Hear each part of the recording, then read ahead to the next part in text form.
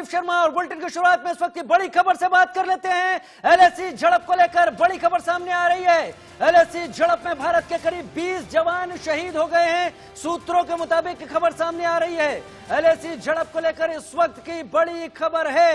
LAC झड़प में भारत के 20 जवान शहीद हुए हैं। चीन के भी 12 से ज्यादा जवान इस झड़प में मारे गए हैं और कई जवान चीन के घायल हैं। पीएलए ने भी इसमें आधिकारिक बयान जारी किया है, लेकिन भारत के 20 जवान इस दौरान शहीद हुए हैं। एलएसी विवाद में दोनों पक्षों का भारी नुकसान हुआ है। एलएसी झड़प को लेकर इस वक्त की बड़ी खबर सामने आ रही है, जो कि लद्दाख की गलवान घाटी में कल देर रात हुई थी। भारत और चीन के जवानों का आमने सामने फेस ऑफ हुआ, जिसमें भारत के करीब 20 जवानों के शहीद होने की खबर है। चीन के भी 12 से ज्यादा जवान इस दौरान मारे गए हैं, कई घायल हैं। पीएलए ने भी आधिकारिक बयान इस सिलसिले में जारी किया है। इस वक्त प्रधानमंत्री के आवास पर रक्षा मंत्री, गृह मंत्री और तमाम बड़े अधिकारियों की बैठक चल रही है। प्रधानमंत्री को एलएसी से जुड़ी हुई तमाम जानकारियां दी जा रही हैं। चीन के भी अब जो खबर देखिए, अपडेट आ रहा है, करीब 43 जवान इस सब में घायल हैं।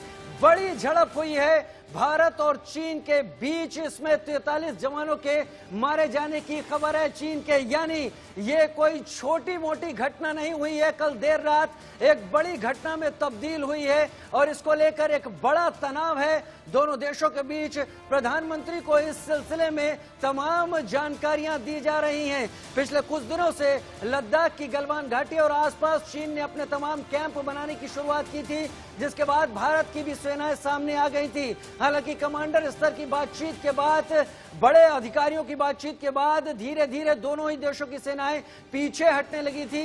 दोनों देशों की तरफ से बयान सामने आए थे कि यहां पर स्थिति नॉर्मल हो रही है, लेकिन कल देर रात एक घटना हुई। तस्वीरों में आप देख रहे हैं कर्नल संतोष बाबू को, जो कि तेलंगाना से हैं और जो कि वहां के सीओ थे, वो भी इस दौरान शहीद हुए हैं। तमाम इस दौरान घटनाएं इतना ज्यादा हिंसक हुई कि एक तरीके से एक बड़ी क्षति यहां पर दोनों तरफ से हुई है और इसके चलते दोनों ही तरफ बड़े अधिकारी मामले को, हालात को डिफ्यूज करने की कार्रवाई में जुटे हुए हैं। लेकिन अब जो सूत्रों के मुताबिक अपडेट आ रहा है, एलएसी झड़प में भारत के 20 जवान शहीद हुए हैं। चीन के 43 से ज्यादा जवान इस दौरान मारे भी गए हैं।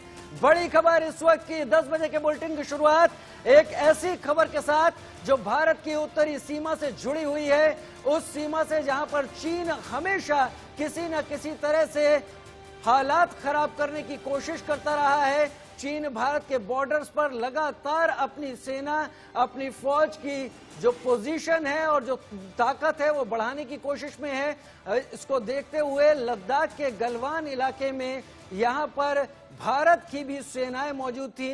कुछ दिन पहले चुशुल के ठीक अपोजिट चाइना में, मोल्डो में बड़े अधिकारियों के बीच बातचीत हुई थी भारतीय और चीन की सेना के बीच में, और उसके बाद एक डी एस्केलेशन शुरू हुआ था दोनों देशों की सेनाओं का। उम्मीद यही जताई जा रही थी कि दोनों देशों की सेनाएं एक तय दूरी पर जाकर मौजूद रहेंगी, लेकिन इससे पहले ये खबर कल देर रात एलएसी से सामने आई।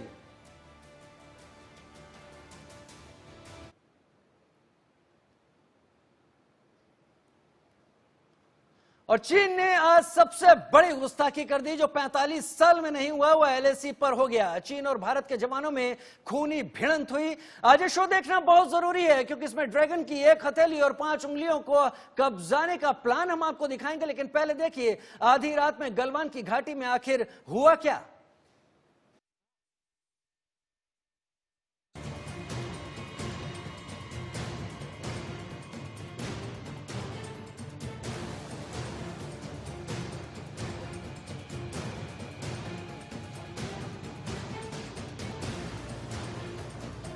पांच उंगलियां, एक हथेली, आज सुलझेगी ड्रैगन के मास्टर प्लान की पहेली। 255 किलोमीटर तक रोड रोलर चलाया, करारे जवाब से चीन बिलबिलाया। गलवान में बारूद गड़गड़ाएगा, गफलत में है चीन कि इंडिया डर जाएगा।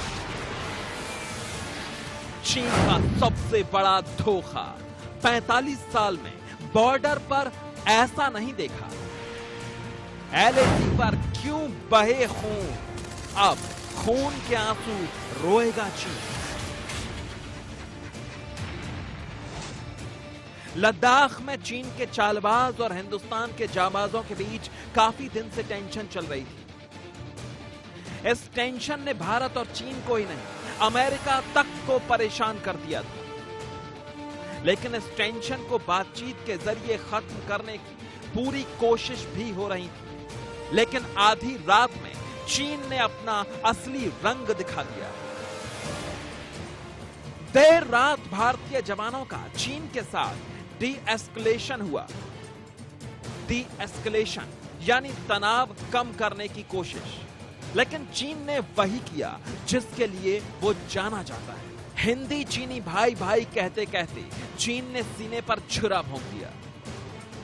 खबर है कि गोली एक भी नहीं चली, लेकिन गलवान में हुए फेस ऑफ में पथराव इतना हुआ कि भारतीय सेना के अधिकारी और कई जवानों के शहीद होने की खबर है। भारतीय सेना के commanding officer of infantry battalion शहीद हो गए। 10 से ज्यादा आर्मी जवान फेस ऑफ में शहीद हुए। चीन को भी बड़ा नुकसान हुआ। चीन के भी 10 से ज्यादा सैनिकों की मौत हो गई। हालांकि गलवान घाटी में हुई झड़प में चीन की तरफ से कितने सैनिक मारे गए, इसको लेकर कोई पुख्ता खबर नहीं आई। लेकिन चीन के अखबार ग्लोबल टाइम्स ने लिखा कि भारत की जवाबी गोलीबारी में चीन के कई सैनिक मारे गए। भारत और चीन के बीच 1975 के बाद यह पहला मौका है जब दोनों तरफ से जवानों ने जान गंवाई। 1967 के बाद चीन ने 1975 में हमला किया था। एलएसी पर चीन की इस हिमाकत का जवानों ने जमकर जवाब दिया, लेकिन तनाव कम करने की कोशिश की आड़ में चीन की इस हिमाकत का और बड़ा जवाब दिया जाना जरूरी था। पूर्वी लद्दाख के हालात और चीन की हिमाकत पर आनन फानन में रक्षा मंत्री राजनाथ सिंह के घर पर बड़ी बैठक शुरू हुई। Chief of defence staff Bipin Rawat और थल सेना प्रमुख एम नरवणे के साथ विदेश मंत्री एस जयशंकर ने चीन को सबक सिखाने का पक्का प्लान तैयार कर लिया। अब देखिए वो गलवान घाटी जहां चीन ने कायराना हरकत की। गलवान घाटी में ही 1962 के युद्ध में भी चीन ने भारत को धोखा दिया था। गलवान घाटी लद्दाख का इलाका है। गलवान घाटी में गलवान नदी बहती है। 1962 के युद्ध में भी गलवान घाटी में भारत चीनी सैनिकों के बीच टकराव हुआ था। पिछले कई साल से चीन की सेना यहां कब्जा करने की मंशा से टेंट लगाने की कोशिश करती है। यहीं पर सेना ने चीन को ऐसा करने से रोका तो बीते दिनों भी झड़प हुई थी। 58 साल पहले इसी घाटी में भारत और चीन के बीच युद्ध हुआ था। तो गलवान घाटी में चीन ने एक बार फिर धोखेबाजी की है, लेकिन बड़ी खबर एक बार फिर अपने दर्शकों को बता दें इस वक्त की एलएसी की झड़प में भारत के 20 जवान शहीद हुए हैं, जो सूत्रों के हवाले से खबर सामने आ रही है। एलएसी झड़प को लेकर इस वक्त की बड़ी खबर आपके टीवी स्क्रीन पर। 45 साल बाद पहली बार एलएसी पर बहा खून। एलएसी झड़प में भारत के 20 जवान शहीद हुए हैं। सूत्रों के मुताबिक इस वक्त की बड़ी खबर है। इस झड़प को लेकर इस वक्त प्रधानमंत्री को भी तमाम अपडेट्स दिए जा रहे हैं। रक्षा मंत्री और गृह मंत्री उनके साथ हैं और चीन के भी 43 से ज्यादा जवान मारे गए हैं इसमें एलएसी झड़प में। दोनों ही तरफ से यह कुल मिलाकर कहा जा सकता है कि एक भारी नुकसान है। इस वक्त बड़ी खबर इस वक्त की, भारत के 20 से ज्यादा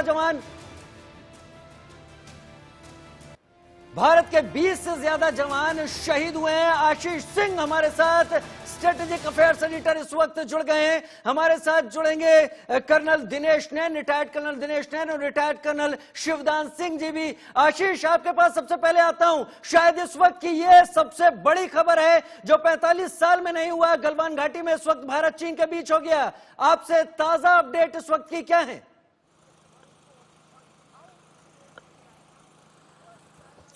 बिल्कुल। इससे पहले कि मैं आपको उत्तर दूं राकेश, और ये नंबर्स ये दर्शाते हैं कि शायद इससे भी ज्यादा कुछ और बड़ी खबर हो सकती है अगले कुछ दिनों में इसी डोमेन में। जहां तक रही बात 20 और 43 नंबर की, जो सरकारी सूत्रों ने बताया है, भारतीय सैनिकों की और अफसर की कुल संख्या अगर हम देखें जो कि LAC पर जिनकी जो शहीद हो गए हैं कल आधी रात को, वो संख्या अब 20 तक पहुंच गई है।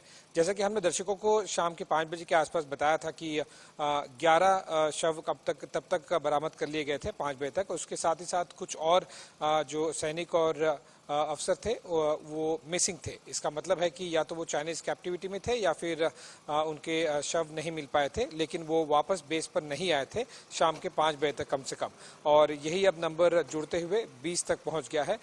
एग्जैक्ट ऑफिशियल स्टेटमेंट का हम आर्मी हेडक्वार्टर से वेट कर रहे हैं। मैं अभी भी आर्मी हेडक्वार्टर के ठीक बाहर खड़ा हूं, जहां पर अगले कुछ ही मिनटों में हमें बताया गया है कि एक ऑफिशियल स्टेटमेंट इंडियन आर्मी की तरफ से रिलीज किया जाएगा।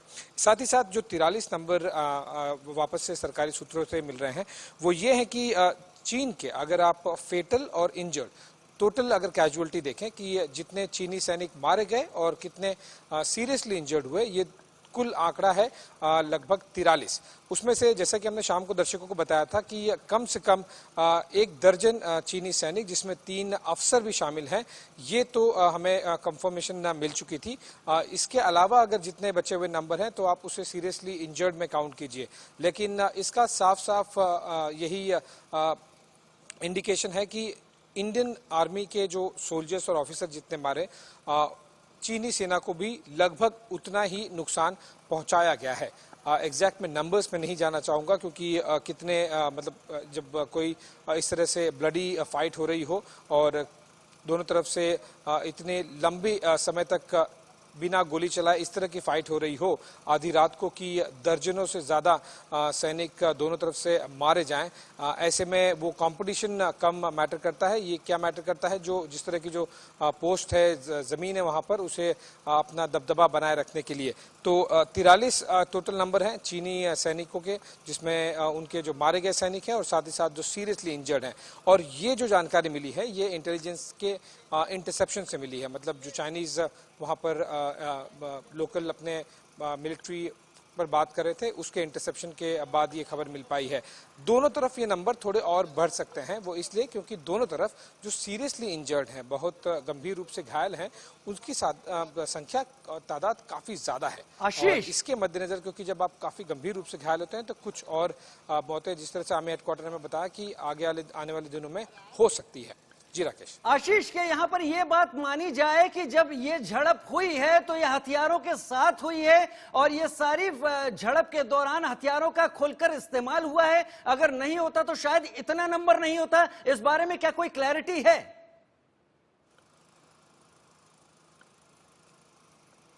जी हाँ, बिल्कुल। जैसे मैं शाम को सूत्रों से बात कर रहा था आर्मी हेडक्वार्टर में, जहाँ तक रही बात हथियारों की, जो केवल हाथ में हथियार पकड़े जा सकते हैं, पत्थर हो, डंडे हो, रॉड्स हो, लोहे के, इन सब हथियारों का इस्तेमाल हुआ है। लेकिन इस तरह के मशीन वाले हथियार जैसे कि वेपन्स, बंदूक, मशीन गन्स, इस तरह के हथियारों का इस्तेमाल नहीं हुआ है। तो एक भी गोली नहीं चली है, कम से कम अभी तक ये सरकार ने इस बात को मेंटेन किया है।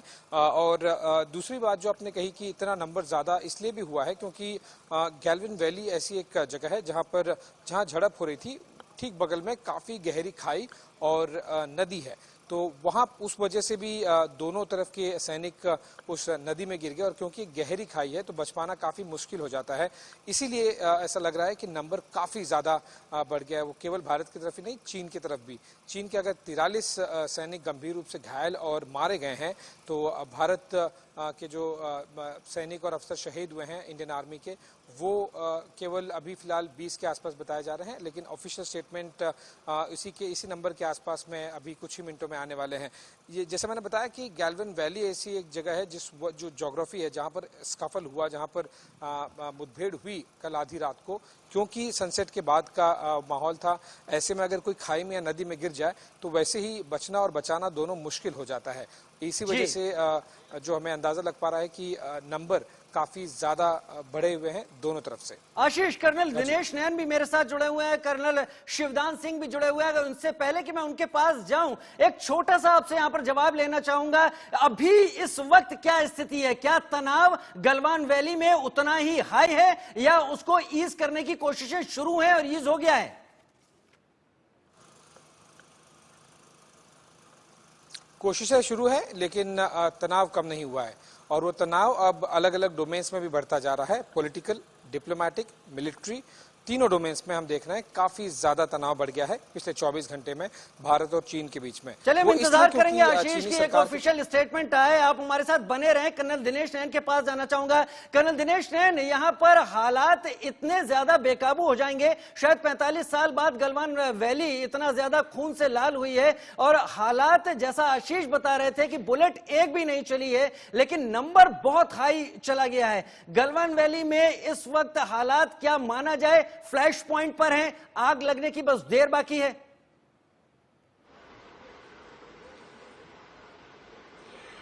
देखिए, जैसे कि आशीष भी आपको बता रहे थे, गोली एक भी नहीं चली, लेकिन चीन की जो फितरत है धोखा देने की, जो खबरें आ रही है वो ये है कि हमारे सैनिक और चीनी सैनिक दोनों जो एक पेट्रोलिंग पॉइंट 14 गलवान वैली के ऊपर फिंगर 4 के आसपास पड़ता है, जिस पर कि वो भी पेट्रोलिंग करते थे, हम भी पेट्रोलिंग करते थे, उस क्षेत्र के अंदर ये दोनों की भिड़ंत हुई है। और ये उस समय हुई जब ये बात कही गई चीन के द्वारा कि ये इस पेट्रोलिंग पॉइंट 14 से अब डिसएंगेज कर रहे हैं, यानी कि दोनों सेनाएं पीछे की तरफ हट रही हैं। परंतु जब सेनाएं आमने सामने रहे काफी दिनों तक और एक दूसरे की आंख में आंख डाल के रहे, तो कोई भी छोटी सी बातचीत भी उस समय पे बात को बिगाड़ सकती है। परंतु जो खबर आ रही है वो ये है कि चीनी लोग अपने झंडे के डंडे के ऊपर कटीले तार बांध के आए हुए थे और उन्होंने खुकरी तक का भी उपयोग किया है। और हमारे सैनिक जो है लड़ने की या एग्रेशन की भाषा में वहां नहीं गए थे, आपस में तनातनी थी, एक दूसरे के सामने खड़े थे, डट के खड़े थे, लेकिन ये सोच के नहीं गए थे कि इनको मारना है। लेकिन जिस बहादुरी से बिहार रेजिमेंट ने वहां पे चीनियों को जो धूल चटाई है, खाली हाथ सिर्फ पत्थरों से, उन्हीं की खुकरी छीन के उनके पेट में घुसेड़ के, और उनके आधे से ज्यादा आदमी, हमारे भी कुछ लोग गिरे हैं जैसे आशीष बता रहा था, क्योंकि वहां पे स्टीप नदी का वो किनारा है। और मैं आपको बता दूं, अगर आप लेह लद्दाख से इस इलाके की तरफ चलें, पूर्वी लद्दाख की तरफ, तो चिशूल का एक पास जो है चिशूल का क्षेत्र आता है, जिसमें 1962 के अंदर इसी गलवान वैली में हमारे मेजर शैतान सिंह परमवीर चक्र 114 कुमाऊं रेजिमेंट 114 जवान थे जी। और इस चीनी लोगों को इसी जगह पे सब जवानों ने अपने पैर बांध लिए थे आपस में कि पीछे नहीं हटेंगे। पैर बांध के आखिरी चीनी तक लड़ते रहे और एक ने 10-10 को मारा।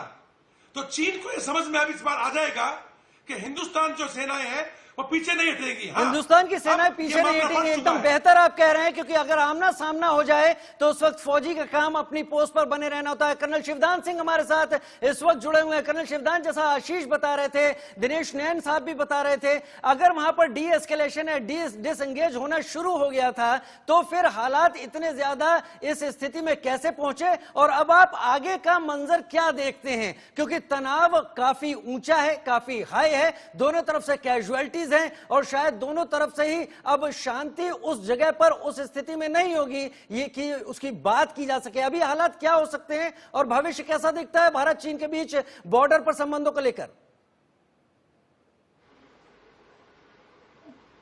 जो काराकोरम हाईवे चाइना ने बनाया है, वो काराकोरम हाईवे के लिए इंडिया ने जो रोड बनाई है, काराकोरम जो दर्रा है उसे कनेक्ट करने के लिए लेह से, जिस रोड पर चाइना को सबसे बड़ा ऑब्जेक्शन है, तो सबसे पहले तो इस रोड को जो इंडिया ने अपने इस्तेमाल में लेना शुरू किया है, तो इससे चाइना को बहुत तकलीफ हुई है, क्योंकि वो जो उनकी जो सिंगजांग प्रांत से जो रोड जाती है सीपीईसी को कनेक्ट करती हुई गवादर पोर्ट के लिए, उस रोड को इंडिया डोमिनेट कर रहा है।